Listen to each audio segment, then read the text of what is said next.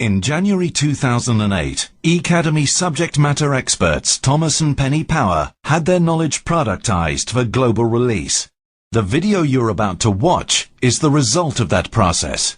To find out how to create your own line of knowledge products for global monetization, or to view videos from other knowledge experts, visit www.productizeyourself.com. But there's a mechanical side to your profile as well. If you look across here at the top, if I zoom in here, you can see there's a number of things here that are important. The number of contacts you have, the ranking, where you're ranked in the UK, where you're ranked in the world, the country that you're ranked in, how many people rate you good, but critically, your testimonials. What people say about you when you're not there. To me, the most important thing on your profile are your testimonials. If you have no testimonials, does that mean people have no opinion of you? Does it mean they don't care and you don't care? I think your testimonials are the most critical thing in your profile. And if you look at what people say about you, it gives you a sense of how to develop yourself and project yourself into the wider market worldwide. So work very, very hard on getting your profile and your testimonials correct. Lastly, over here, profile hits.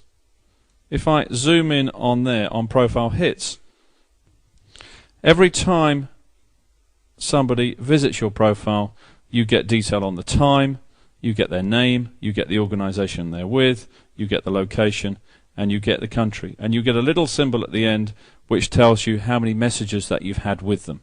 Green being very active, white being inactive, and yellow being a mild mid-size. And I think it's important for you to think about what you do with each of those people that visit your profile. Do you go back and read theirs? Do you send a message to them?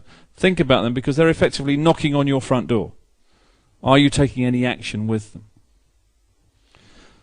Now, all of this is just covering your profile. Are there any questions about your profile that I can answer now? I have a question about testimonials, and it's something I'm a little skeptical about. Sure. Because I have had people ask me to write them a testimonial, Sure. which puts me on the spot. Suppose I don't want to.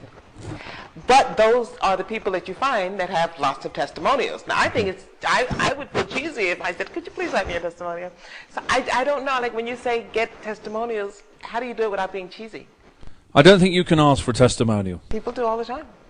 If people ask for a testimonial, I wouldn't give a testimonial. I really wouldn't. I think the only way to really get testimonials is to give them first. So everybody I meet and I spend time with on a one-to-one around the world, I write a testimonial for them. But I've met 10,000 members around the world. I don't have 10,000 testimonials. But I give testimonials to the people that I think I've had a really good connection with. And I think you need to give them first, not ask for them. I wouldn't ask for them. When I first created my profile, and I'm clearly going to change it now, I was focusing on what I wanted in my words, whereas really yours are a lot more fun, apart from the fact you support Chelsea, which I won't hold that against you.